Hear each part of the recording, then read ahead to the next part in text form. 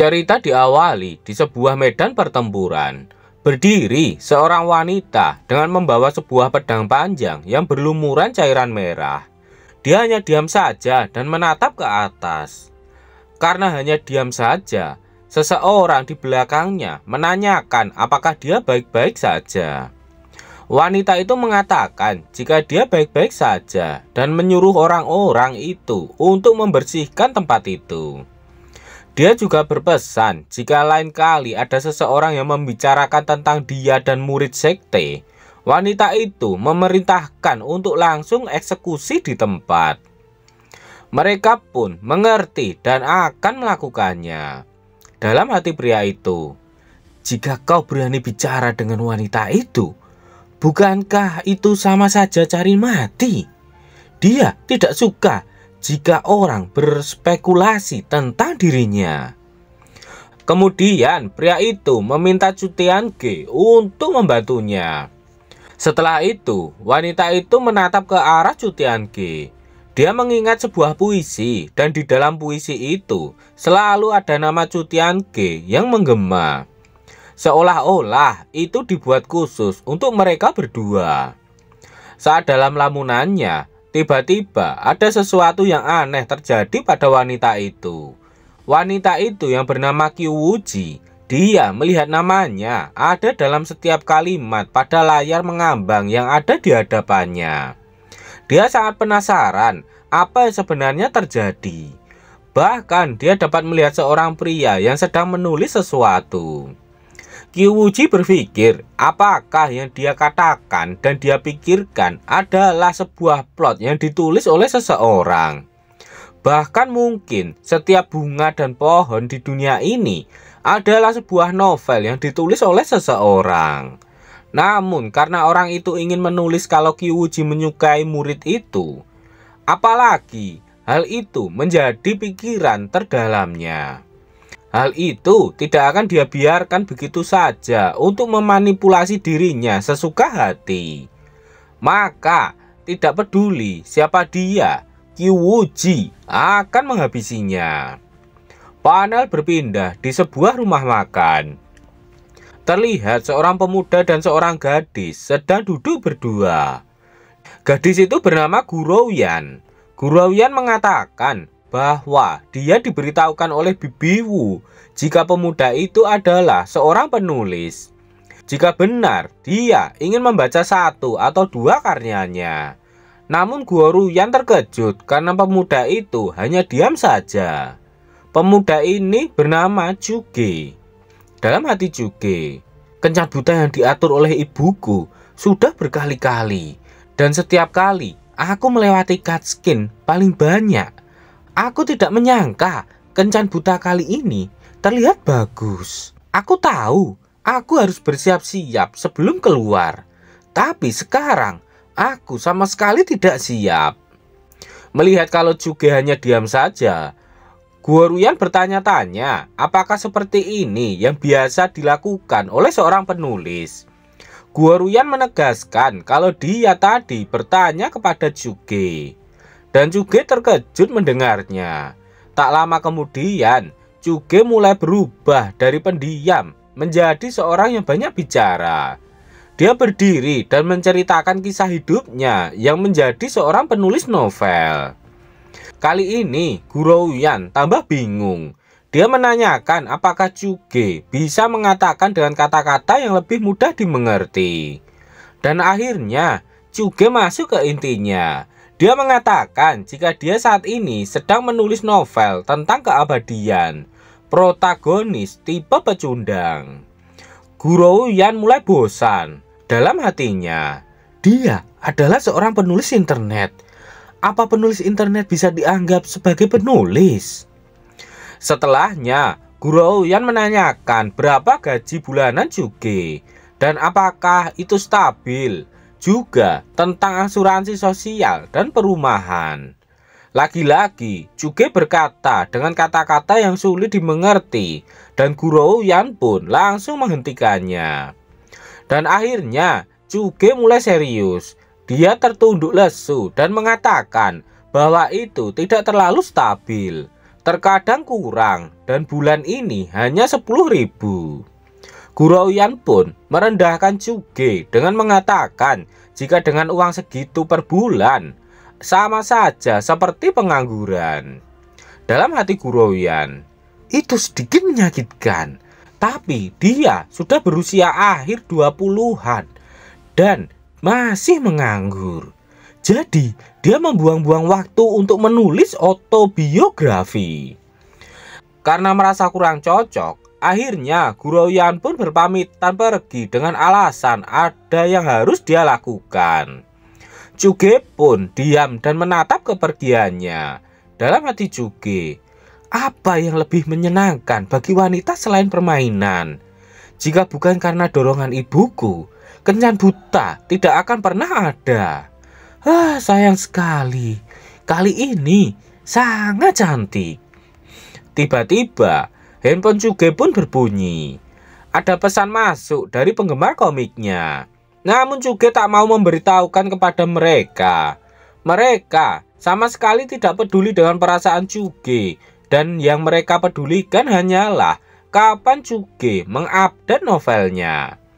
Kemudian Cuge membayar dan pergi dari sana. Dan inilah kondisi seorang penulis internet saat ini. Panel berpindah. Malam hari di rumah Cuge. Dia sudah sampai di rumahnya. Dia masuk dan menyapa temannya. Temannya itu bernama Yang Kiren. Dia terlihat sangat serius dengan pekerjaannya, walaupun sebenarnya saat ini dia sedang kehilangan inspirasinya. Karena Cuge kembali begitu cepat, Yang Kiren pun bertanya apa kencan butanya gagal. Tentu saja Cuge membenarkannya. Yang Kiren menebak pasti karena alasan rekening, uang, dan rumah lagi. Cuge mengatakan jika alasannya karena mereka adalah seorang pengangguran.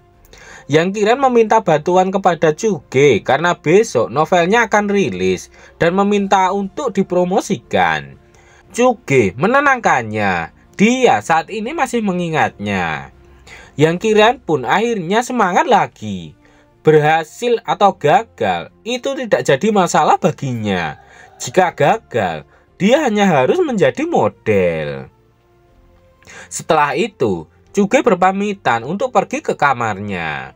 Dalam hati Cuge, aku sudah lama tidak berbicara dengan siapapun. Dan aku bertanya-tanya, apa aku akan kehilangan fungsi bahasaku di masa depan?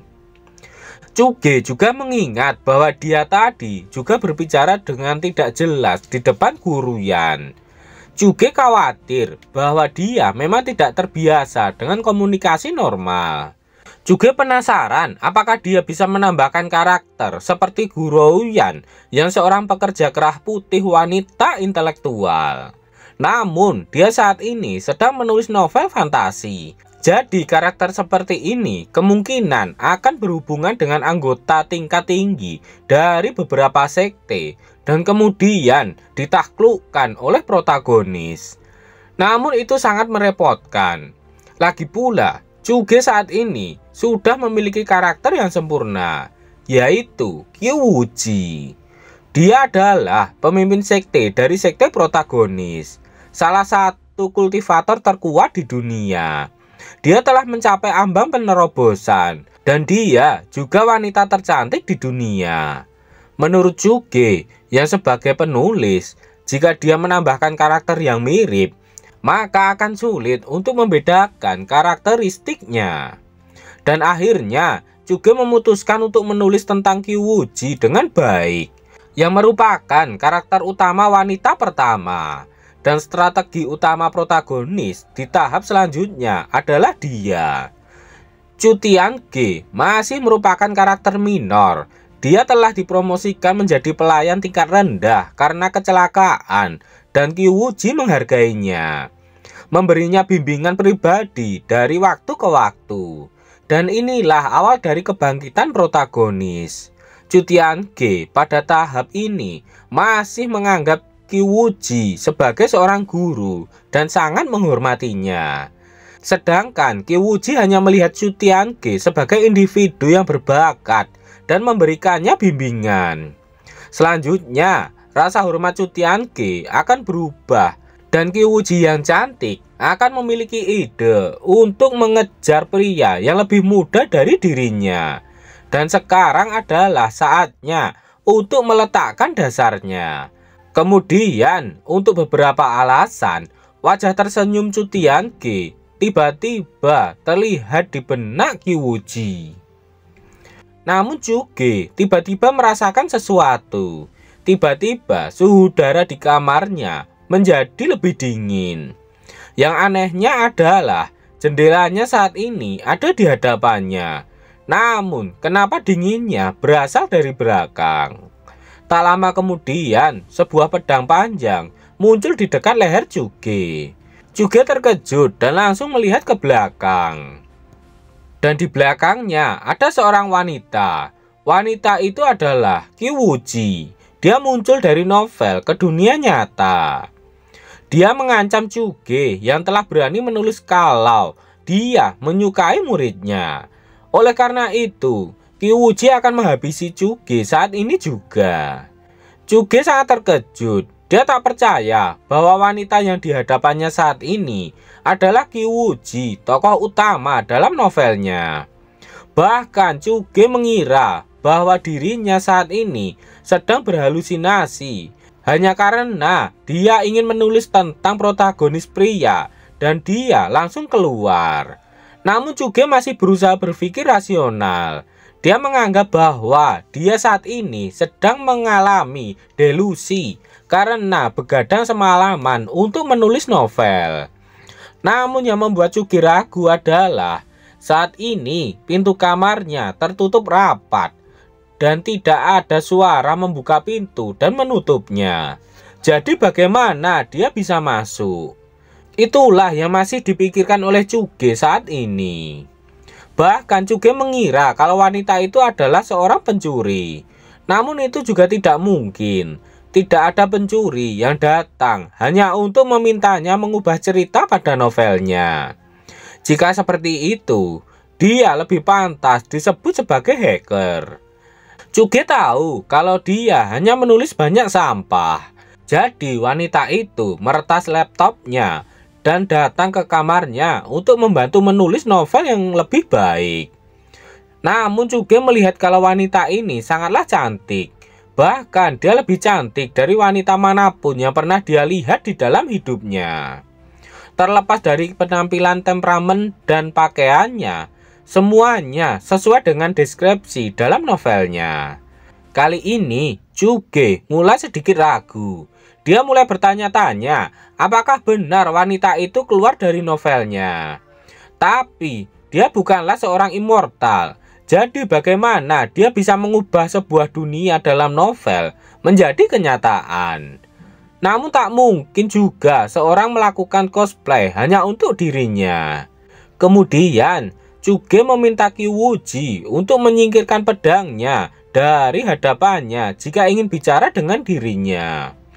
Kiwuji pun menyingkirkan pedangnya. Dia mengatakan jika hanya untuk menghabisi Chuge, dia tidak memerlukan pedang untuk melakukannya. Dalam hatinya, Chuge tahu kalau itu memang Kiwuji yang asli. Bahkan hanya dengan auranya saja, dia bisa menghabisi dirinya. Chuge juga berpikir apakah Kiwuji memang tidak mempunyai niat untuk menghabisi dirinya. Tak lama kemudian, Kiwuji menatap ke arah laptop milik Chuge. Chuge penasaran kenapa Kiwuji melihat dengan sangat serius. Kemudian Kiwuji menyuruh Chuge untuk berdiri dan dia melemparkan Chuge ke lantai. Setelah itu, Kiwuji duduk di kursi lalu mengamati laptop itu dengan sangat serius. Melihat reaksi dari Kiwuji, Chuge bertanya apakah Kiwuji ingin menulis novel itu sendiri. Dalam hati Chuge, jika ini benar-benar Kiwuji, pahlawan wanita, menulis ceritanya sendiri, itu pasti sangat menarik. Kemudian jari Kiwuji mulai mendekat ke arah keyboard dan berniat menekannya. Namun itu tidak bisa dia lakukan. Terjadi sengatan listrik pada laptop itu yang membuat Kyuji mengurungkan niatnya. Namun Chuge panik melihat laptopnya mengeluarkan listrik. Kyuji menuduh Chuge menyuntikkan energi spiritual ke dalam laptopnya untuk mengidentifikasi formasi laptop yang dia anggap sebagai senjata ajaib ini. Dalam hati Chuge, aku yakin dia benar-benar Kyuji. Bagaimana orang normal bisa melakukan semacam ini? Kyuji menanyakan bagaimana senjata ajaib milik Chuge itu mudah digunakan. Bahkan dia sama sekali tidak bisa merasakan auranya. Kyuji yakin kalau energi listrik itu tidak ada hubungannya dengan teks Chuge. Jadi Kyuji menanyakan bagaimana Chuge memasukkan teks ke dalam benda itu. Namun Chuge tak bisa menjelaskannya karena dia hanyalah seorang sarjana. Dan Chuge mendapatkan ide. Dia ingin Kyuji mengatakan apa yang ingin dia tulis dan Chuge yang akan menulis pada laptopnya. Dalam hati Chuge, jika kita menulis masa depan pahlawan wanita menurut idenya sendiri, apa yang akan terjadi? Tiba-tiba Kyuji mengatakan bahwa dia sebelumnya melihat Chuge panik dan kebingungan, tetapi sekarang dia begitu tenang. Orang lain pasti akan panik jika dia ditodong di lehernya dengan pedang, kan? Aku bukan salah satu kultivator seperti kalian, ucap Chuge dalam hatinya. Kemudian Chuge mengatakan jika tidak ada gunanya panik. Jadi dia hanya ingin tahu apa yang terjadi sekarang dan dia bertanya pada Kyuji apa yang ingin ditulis dan dia akan menulisnya. Kyuji ingin Chuge menulis di novelnya untuk mencapai pencerahan dan naik, juga mendobrak batas surga dan bumi. Namun menurut Chuge itu tidak valid karena menyimpang dari tatanan fundamental dunia. Chuge memberi contoh jika dia menulis bahwa manusia tiba-tiba naik, itu pasti tidak benar. Kyuji kembali mengacungkan pedangnya. Dia marah karena menganggap Chuge telah berpikir kalau dia tidak bisa naik. Juga menjelaskan jika tidak mungkin naik tiba-tiba untuk saat ini. Kyuji adalah protagonis dari cerita. Jika protagonis tidak ada, ceritanya akan runtuh. Namun Kyuji tak mau tahu dan menyuruh Chuge untuk menulis apa yang dia katakan. Dan Chuge pun akhirnya menulisnya. Seperti yang ditulis, Kyuji mulai merasakan bahwa dia akan naik. Namun setelah selesai, dia terkejut karena dia sama sekali tidak merasakan apapun. Chuge kembali menjelaskan jika itu tidak akan berhasil, sebab itu harus konsisten secara logis dengan dasar-dasar dunia. Kyuji tak percaya, dia kecewa bahwa kebenaran dunianya hanyalah sebuah novel. Semua kebahagiaan dan kesedihan ada di tangan seseorang, dan masa depannya hanyalah lintasan yang ditentukan. Bahkan emosinya berubah setiap saat hanya karena tulisan. Dalam hati Chuge, Kyuji yang aku tulis adalah individu berkemampuan keras yang suka mengendalikan dirinya sendiri. Pasti sangat meresahkan baginya untuk mengetahui bahwa dia hanyalah karakter dalam sebuah novel yang sedang dikendalikan. Apakah yang akan terjadi selanjutnya? Nantikan kelanjutannya di part berikutnya.